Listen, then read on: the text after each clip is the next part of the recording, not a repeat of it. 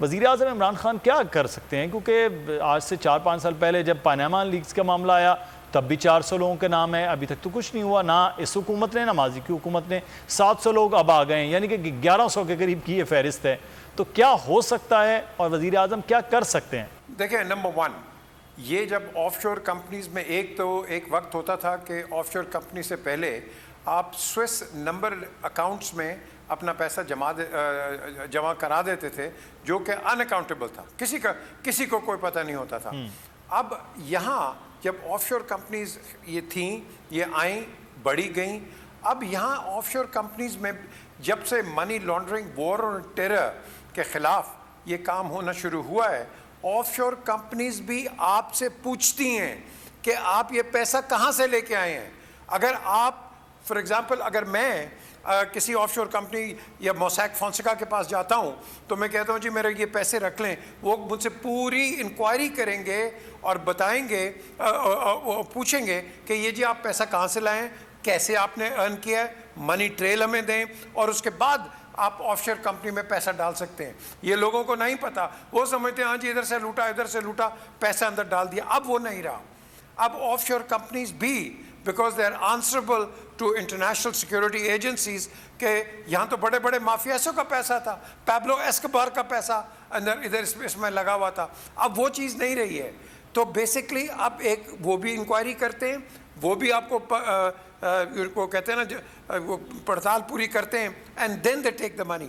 اب آتا ہے سوال Imran Khan, I think prime minister بالکل کہیں گے کہ جی دیکھیں یہ ایک نیا ایک پینڈورا باکس ہی کہ آپ کہہ لیں کہ یہ نکل آیا ہے، اور اگر اس میں کوئی حکومتی لوگ ہیں یا باہر کے لوگ ہیں، اس میں ایک ہی چیز ہونی چاہیے، ٹو بی فیئر.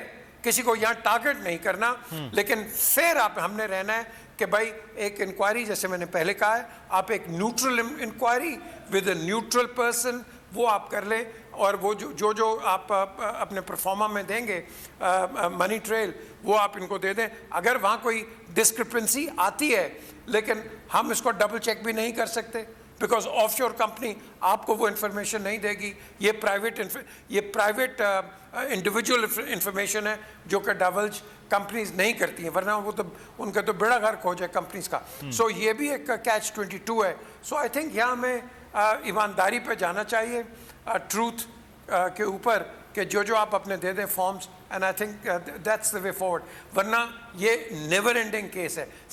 یہ کتنے تھے 800-900 کیس تو پہلے ہیں، وہ ابھی تک ریزالو نہیں ہوئے، آپ 700 اور اوپر لے کے آ گئے.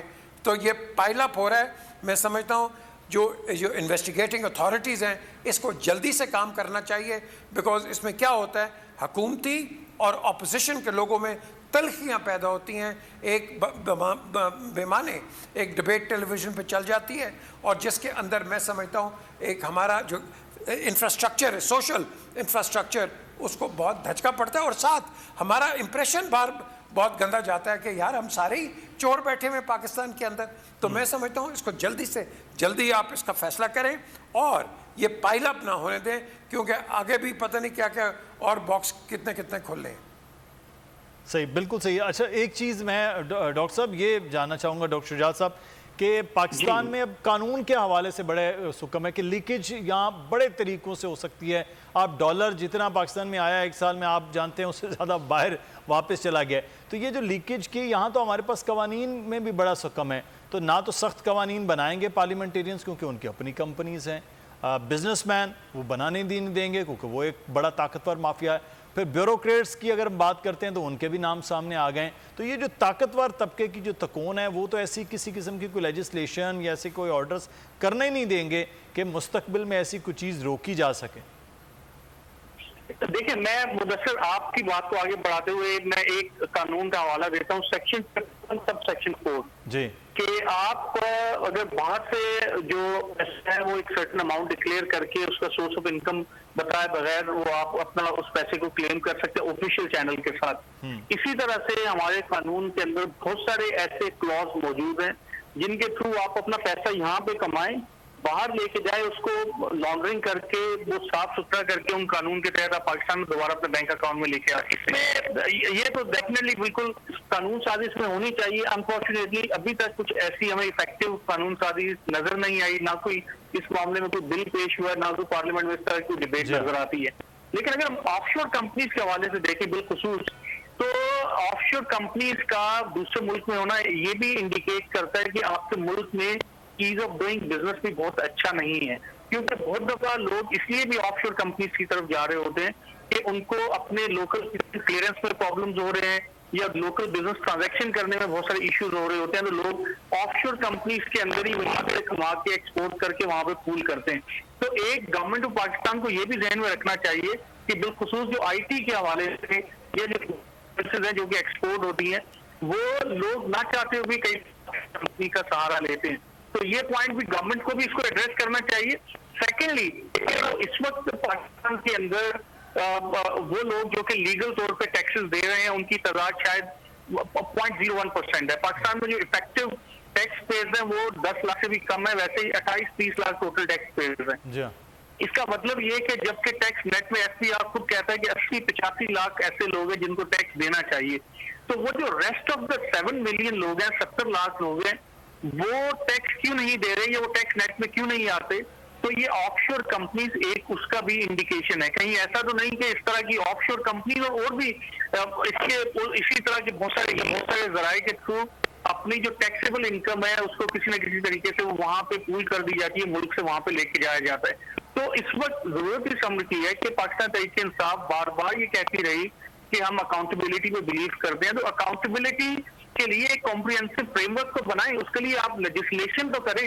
آپ کو کم سے کم یہ تو ٹریک کریں کہ جو پاکستان میں یہاں سے پیسہ انلیگلی کمایا جاتا ہے وہ باہر کیسے جاتا ہے, اور پھر آپ اسٹیپ 2 کے اندر اس کی قانون سازی کر سکتے ہیں اور کم سے کم باہر وہ لے کے آ سکتے ہیں. اور یہ بھی میں آپ کو بتا دوں کہ جب تک ہم یہ نہیں کریں گے ایف اے ٹی ایس میں سے پاکستان گرے لسٹ, اگر آپ گرے لسٹ کی کنڈیشنز کو دیکھیں تو بڑا انہوں نے واضح طور پہ لکھا ہوا ہے کہ پاکستان کے اندر سے منی لانڈرنگ ہوتی ہے. جیسے میر صاحب نے فرمایا کہ ایون جو آف شور کمپنی ہے وہ بھی آپ کا سورس آف انکم پوچھ رہی ہوتی ہے, اور پاکستان کے بارے میں بہت دفعہ سے یہ الزام لگا ہے کہ یہاں پہ ایسے عناصر کو فائنلی ہے ڈفرینٹ ہیلے بہانوں سے جو کہ اینٹی یا مطلب دوسرے ملکوں کے جو انٹرسٹ ان کے اگینسٹ کام کرتے ہیں. اس حوالے سے میرے خیال میں گورنمنٹ کو خود سے ایک ایکٹیو سٹیپ لینا پڑے گا. آف شور کمپنیز فوکس نہیں بلکہ کمپریہنسو ہولسٹک اپروچ کر کے کہ پروسیس آف منی لانڈرنگ کیا ہے اور اس کے اوپر قانون سازی کیا ہو سکتی ہے. بالکل ٹھیک ہے. اچھا, میں آخر میں میر صاحب, یہ پاکستان میں اب ادارے ہیں ان تینوں طرح کے, میں نے 3 جیسے ابتدا میں بتایا کہ پولیٹیشینز ہیں, سرکاری افسران ہیں اور اس کے بعد بزنس مین ہیں, تو نیب بھی ہے, ایف آئی اے بھی ہے, ایف بی آر بھی ہے, جن کی اپنی جورسڈکشن ہے اس ریلیٹڈ. تو آپ سمجھتے ہیں کہ اس طرح اب ان کو ایکٹیو کیا جا سکتا ہے, یا پھر وہ جیسے آپ خود ہی کہہ رہے ہیں کہ 700 پچھلے ہیں 700 اب آ گئے ہیں, تو یہ کھٹائی کا معاملہ ہوگا, ہو سکتا ہے سر؟ مدثر, یہ بہت امپورٹنٹ ایک کویشچن ہے. آئی وش یہ پورا میڈیا یہ کویشچن کرے جو آپ نے کویشچن کیا ہے. دیکھیں, ہم کتنا کرٹیسائز کر لیں گے نیب کو یا اپنی دوسری ایجنسیز کو. اب آج کل وہ کرائم نہیں ہے کہ جا کے جاؤ گنز لے کے جاؤ اور پورے بینکس لوٹ لو. آج کل وائٹ کالر کرائم بہت زیادہ ہے, اور پاکستان نہیں پوری دنیا کے اندر ہے. ہمیں اپنے اداروں کو اپ ڈیٹ کرنا ہے. ہم نے نیشنل یہ جو اکاؤنٹیبلٹی بیورو ہے اس کے اندر سوفسٹیکیٹڈ لوگ بٹھانے ہیں, پڑھے لکھے لوگ بٹھانے ہیں جو کہ ایکسپرٹس ہیں وائٹ کالر کرائم کے. جب آپ ایکسپرٹس بٹھاؤ گے آپ کا کام بھی تیز ہو جائے گا, آپ کے پاس یہ جتنے بھی اپریٹس ہیں یہ بھی latest up to the date ہوں گے, آپ کے انویسٹیگیٹرز بھی آپ نے ایسے لے کے آنے ہیں جو کہ ڈیلی نہ کریں. یہاں تو آپ ایک ایف آئی آر کٹاتے ہیں تو 10 دن ایف آئی آر ہی نہیں کٹتی. تو بات یہ ہے کہ جب یہاں اس یا ہائیسٹ آفس کے اندر یہ نیشنل اکاؤنٹیبلٹی بیورو جس کے چیئرمین کے پاس ان لمیٹڈ پاورز ہیں, powers more than the chief justice of Pakistan. اب اس کے پاس جب اتنی پاور ہیں, ان کے پاس ایسی ٹیم ہونی چاہیے کہ جو کہ کوالیفائڈ ٹیم ہو. سبسکرائب کریں اور بیل دبائیں تاکہ کوئی خبر رہ نہ جائے.